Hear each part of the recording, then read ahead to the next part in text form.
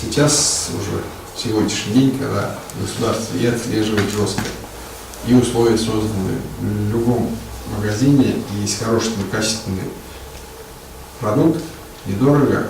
Нурлат районында быелның беренче кварталында дәүләт алкоголь инспекциясе хезмәткәрләре исерткеч эчемлекләрне тикшерү буенча 94 чара үткәргән. Легал булмаган сатудан 29 литрдан артык исерткеч эчемлекләр алынган.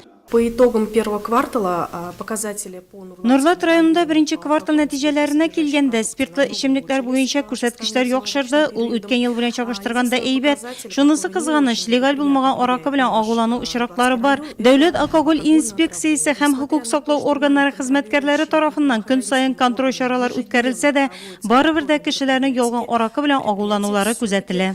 люди становятся жертвами суррогата.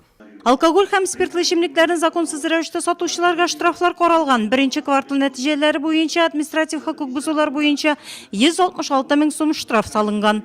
Если вы где-то обнаружили факт... Әгәр дә сез кайда да булса ялган аракы саткан очракларны беләсез икән, аны шулай смартфон ярдәмендә ачыкларга була. Телефонга легал булмаган алкогольне төшерәсез, штрих-кодны сканлаштырасыз һәм аракының нинди икәнен карый аласыз. Алкогольне сатып алганда сак булыгыз, әгәр дә хокук бозуларны ачыклыйсыз икән, халык контролена мөрәҗәгать итегез. Если в случае вы где-то увидели факт... Әгәр дә законсыз исерткеч эчемлекләрне сату урыннары ачыкланган очракта гражданнар халык контроле мәгълүмат системасына мөрәҗәгать итә ала.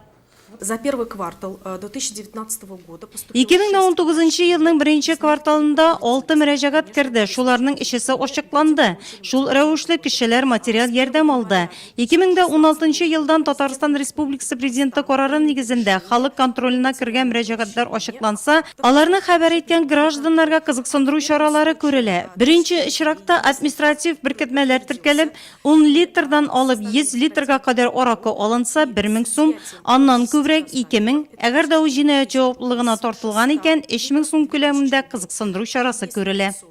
привлечено к уголовной ответственности.